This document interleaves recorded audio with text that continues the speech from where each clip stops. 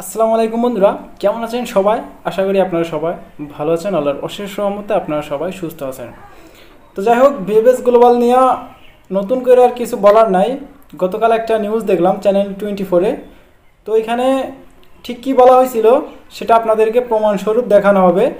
VFS গ্লোবালে যারা কর্মরত আছে এরা কেমন পরিমাণে দুর্নীতি করতেছে, টাকার বিনিময়ে অ্যাপয়েন্টমেন্ট প্লাস এই যে এত এত জমা নিতেছে, কিন্তু ভিসার হারটা খুবই কম পরিমাণে আটকায় রাখছে সব নুল্লাস্তা পারমিটগুলা।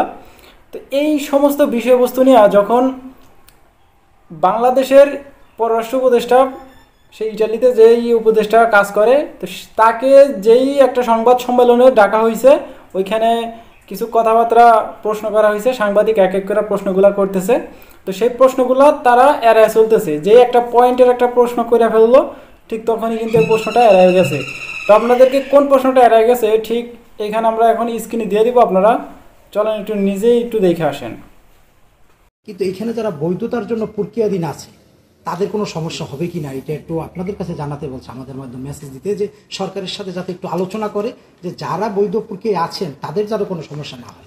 না, আমরা একটা জিনিস বলতে পারি যে আমরা অবশ্যই চাই যে ইতালি বা এই সমস্ত দেশে সেফ মাইগ্রেশন, হ্যাঁ। তবে যেটা হচ্ছে যে আমরা চাই আমাদের এই ইউরোপিয়ান নেশনগুলোর সাথে আমরা কথা বলছি অনেকের সাথে। যাই হবে, মানে আমাদের যারা জনগণ আছে, আমাদের যারা ভাই বোনরা এখানে আছে, তাদের স্বার্থকে আমরা জলাঞ্জলি দিয়ে কোনো ধরনের কোনো কথা হবে না, আমার জানা মতে আর। এবং আমরা উনি বারবার আপনাদের কথা বলেছেন, একটা যে মিটিং হয়েছে যেগুলো আমি ছিলাম, হ্যাঁ, যাতে বাংলাদেশিরা যারা এখানে আছে, পুরো ইউরোপ জুড়ে যারা আছে, তাদের হলে উনি কথা বলছেন।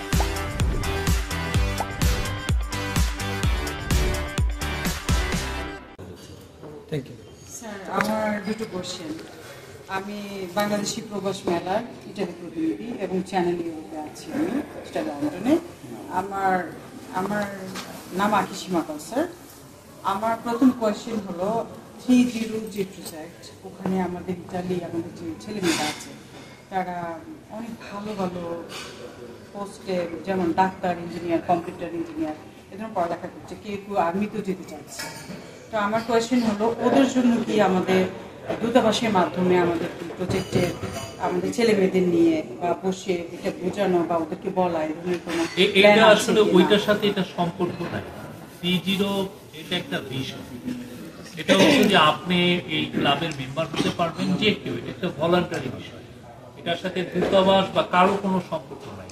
এটা হচ্ছে আপনি আপনার ব্যক্তিগত জীবনে আপনি চেষ্টা করবেন যে আপনি নিজে একটা এন্টারপ্রেনার হতে, আপনি চাবেন যে দেশে মানে যাতে আনএমপ্লয়মেন্ট না থাকে, দেশে যাতে কার্বন ইমিশনটা একদম শূন্য থাকে, মানে আপনি এমন কাজ করবেন না যার জন্য কার্বন ইমিশনটা বেড়ে যায়, এবং আপনি পোভার্টিটাকে জিরোতে রাখবেন।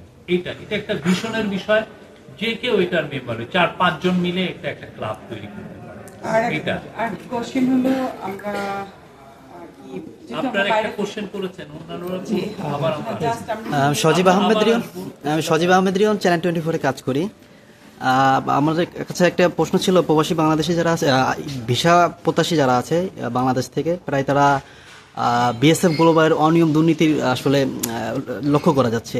গতকালকে একটা পত্রিকায় তাদের এই অনিয়ম দুর্নীতিটা আসলে বের হয়েছে। আসলে বিএসএফ গ্লোবাল যে সেন্টারটা আছে বাংলাদেশে, ভিসা যেখানে প্রসেসিং হয় আর কি, তো তাদের নামে আসলে অনেক অভিযোগ আছে। সেক্ষেত্রে আসলে প্রধান উপদেষ্টা কি এটা বিষয়টিকে আসলে দেখবে কিনা? আপনি প্রধান উপদেষ্টা তো অনেক কিছু দেখেন, আপনি এটা আমি আপনাকে আমার কার্ড দিয়ে দিব, আপনি আমাকে পুরো জিনিসটা পাঠান, আমি এটা আমাদের যে প্রবাসী কল্যাণ মন্ত্রণালয়, ওনারাই আসলে এই জিনিসটা দেখভাল করছেন, আমরা তাকে পাঠিয়ে দিব, আমি একদম সেক্রেটারির কাছে পাঠিয়ে দিব।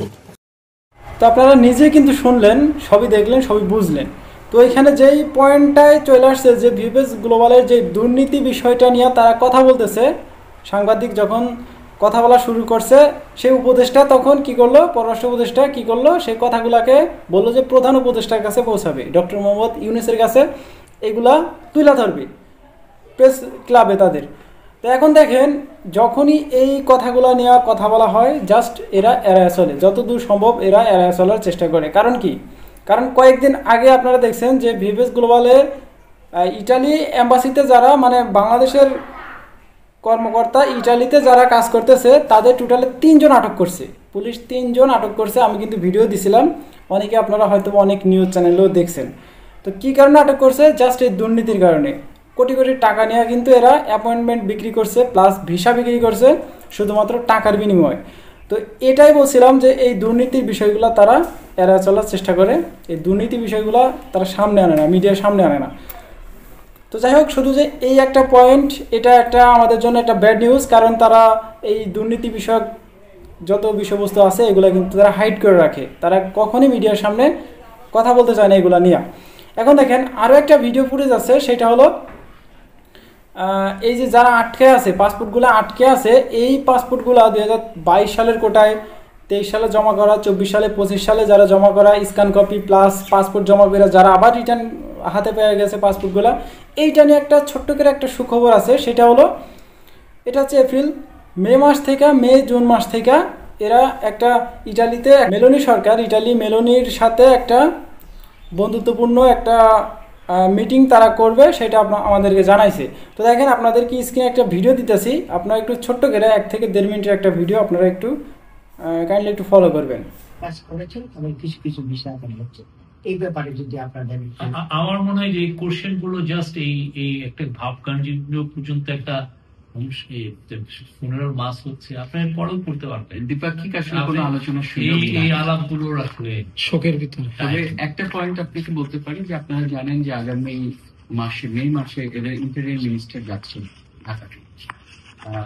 এটা কিন্তু আমাদের সম্পর্কের ক্ষেত্রে একটা বড় একটা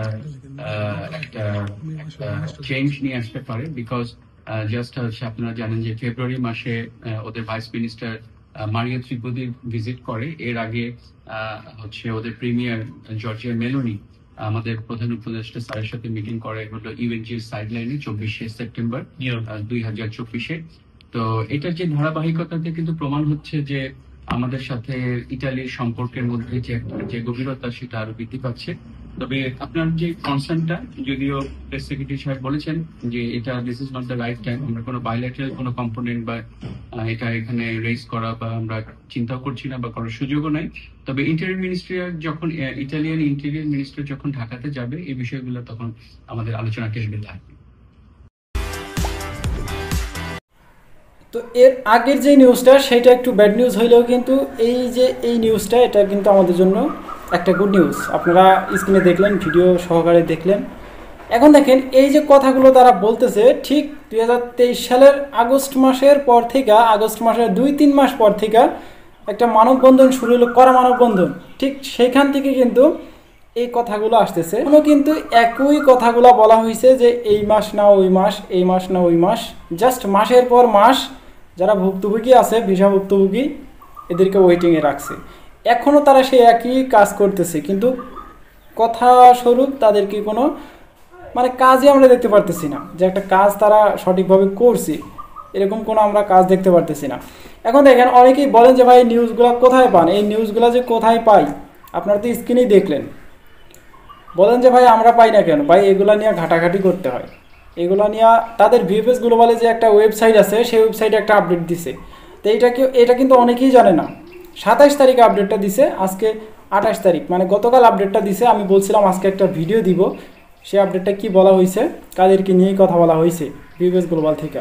তো দেখেন সেই আপডেটটা আমি দিতে পারি নাই, কারণ এই যে একটা নিউজ, এটা কিন্তু একটা গুরুত্বপূর্ণ নিউজ, এইটা আগে দেওয়া হইলো। এখন দেখেন যারা ওই নিউজটা পাইছেন, ভিএফএস গ্লোবালের আপডেটটা পাইছেন, তারা তো পাইছেন। এখন অনেকেই হয়তোবা ওই আপডেটটার জন্য অপেক্ষা করতেছেন, ভিডিওর জন্য অপেক্ষা করতেছেন। তো আমি আজকে রাত্রেবেলা একটা ভিডিও দেওয়ার চেষ্টা করব, অবশ্যই আপনারা সেই ভিডিওটা দেখবেন, তাহলে কিন্তু আপনারা বুঝতে পারবেন। তো এই ছিল আজকের ভিডিও, দেখা হচ্ছে নেক্সট একটা ছোট্ট একটা ইনফরমেশন ভিডিওতে। ততক্ষণ পর্যন্ত আপনারা সুস্থ থাকবেন, ভালো থাকবেন। মজুমদার ফ্রম ইটালিয়ান ইউরোপ এই 2টা ইউটিউব চ্যানেলের পাশে থাকবেন। আল্লাহ হাফেজ।